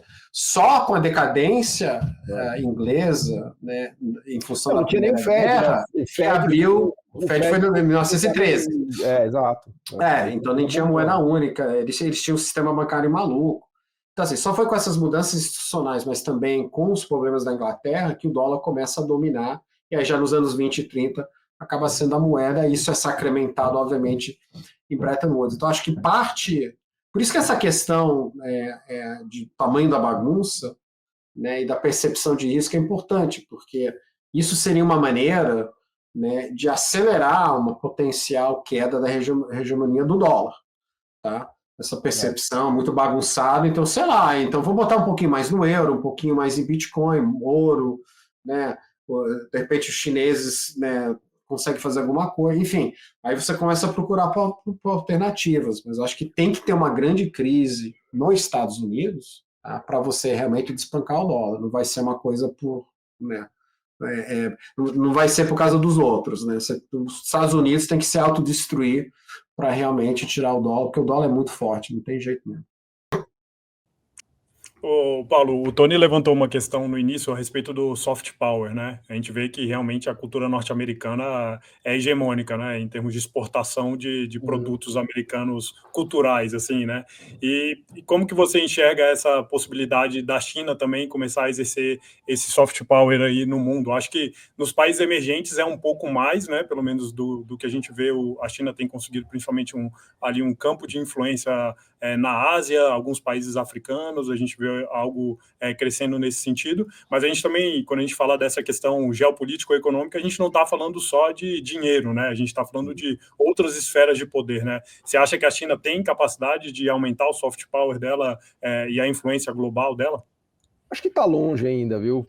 Eu acho que me vem à mente o K-pop da Coreia. Eu acho que a Coreia é um país que tem conseguido, né, depois de duras penas e muito investimento, depois de punching above their weight, né, os coreanos. Fizeram o Parasitas, que ganhou o Oscar, o K-pop, assim, é um exemplo, né? Mas a China está longe disso. Ela está conseguindo internacionalizar os produtos, né? Então agora já é normal você dirigir um carro BYD, você tem um celular da Huawei, já tem provavelmente todos os seus eletrodomésticos, parte deles vai ser chinês e tal.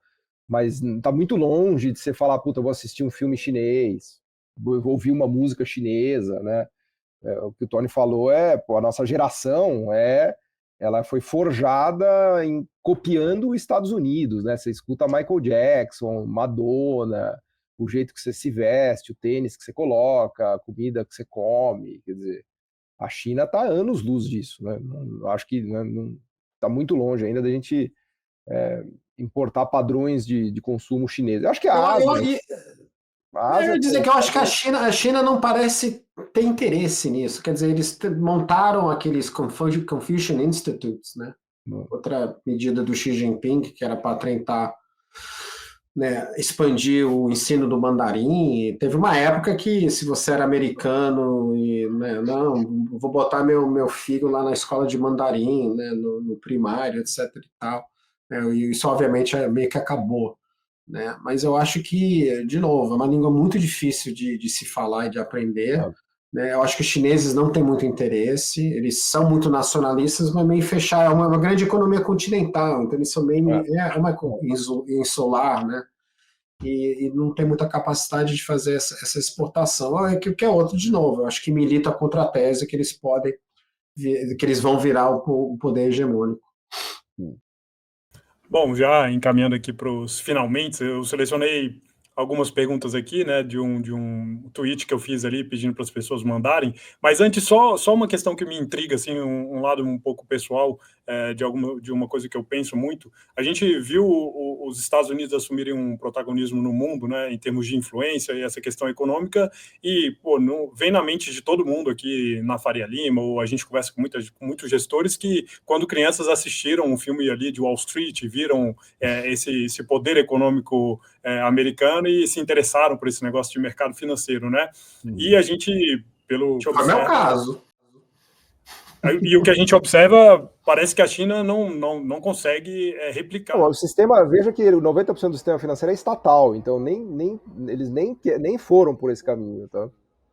Exato, mas isso seria um problema da China conseguir assumir esse protagonismo, dela não ter um mercado de capitais aberto para o mundo? Essa é uma das fragilidades também que...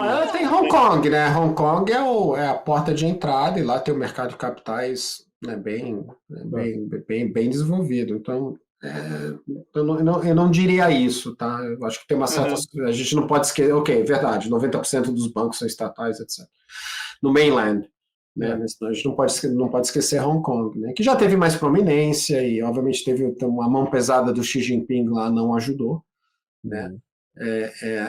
Mas ainda tem um mercado importante. Tem um monte de IPO de empresas. Tem fundo, gigante, né? Eu quando trabalhei no BS no Nomura, ia lá bastante. Tem um mercado bom lá em Hong Kong. Mas nada que pudesse A China não, mas nada chega perto dos Estados Unidos, cara. Isso, Né? mas a China não está se preparando para tentar. Não, acho que teve um momento. Eu acho que teve um momento que, na verdade, até 2015, teve uma grande crise na China em 2015, uma crise financeira, né? Eles perderam quase 1 trilhão de reservas. Mas até aquele momento, eles estavam num embalo de liberalizar o mercado deles, né? Tentar colocar o renminbi como uma moeda mais internacional, estava abrindo várias portas, etc. Aí que veio a crise de 2015, eles travaram tudo, e aí o Xi Jinping entrou nessa paranoia dele, né?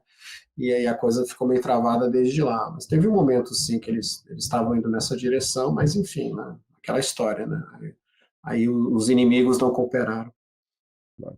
Agora, também não vamos esquecer dos problemas dos mercados financeiros privados, que também, vira e mexe, ficam meio doidos, né? Não vamos aqui dizer que os mercados privados financeiros, todos nós três aqui trabalhamos no mercado financeiro privado, mas vamos lembrar que metade do balanço do Fed está entuchado de Treasury e MBS por conta de uma crise brutal que os Estados Unidos sofreu em 2008, do subprime, né? Então, e N outras crises financeiras. Então, também tem um medo do governo chinês de liberalizar tudo. O Tony lembrou bem, né? Eles perderam 1 trilhão de reservas, a coisa ali eles ficaram com medo, né? Porque o mercado financeiro é uma faca de 2 legumes, né? Como diria o outro. Ele é maravilhoso para você se financiar, se alavancar, fazer acontecer, mas quando você erra a mão e sobreendivida e faz coisas erradas, vem bolhas, vem crises, vem um monte de problemas também, né? Então, isso é um outro tema, mas eles estão, por enquanto, se distanciando disso, e o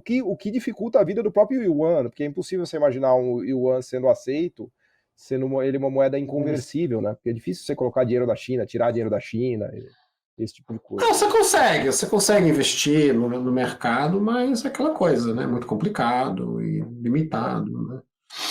Enfim, mas é verdade, eles não têm um mercado à altura da economia. Então, vamos encaminhando aqui para os finalmente. Vou endereçar 3 aqui para a gente dar uma resposta ali para o pessoal no Twitter. Resposta relâmpago.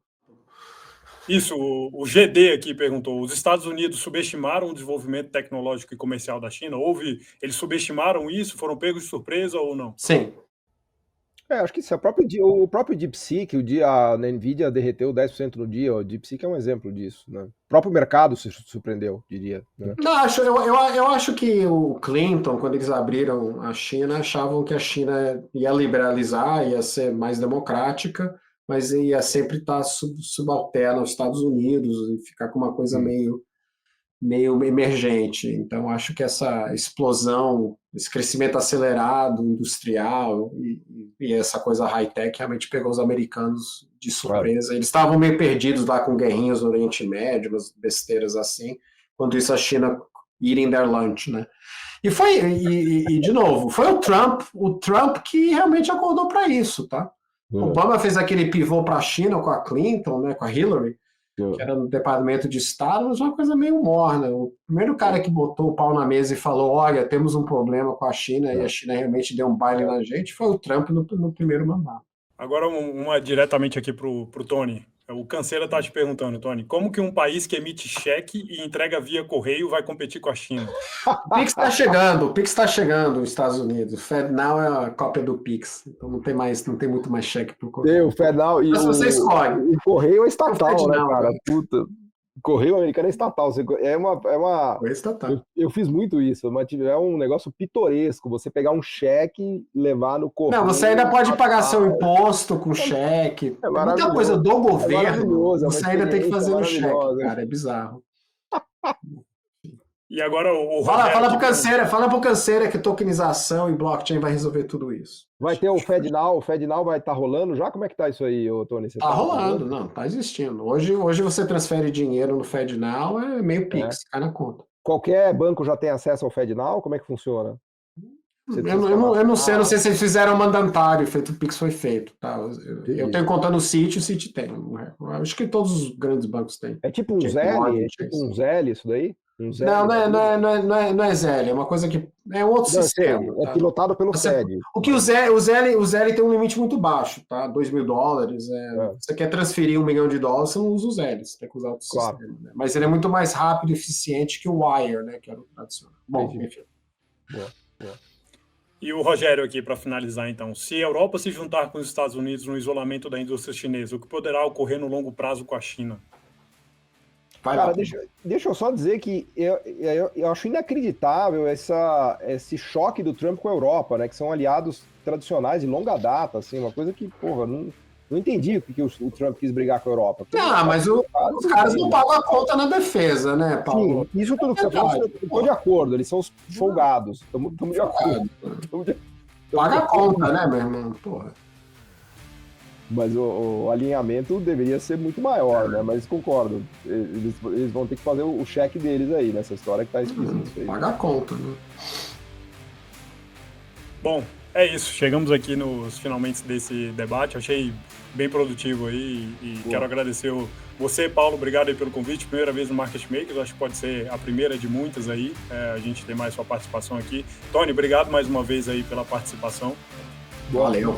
Prazer ouvir a aula aqui do Tony e conversar com você, José. Show de bola, muito bom, obrigado.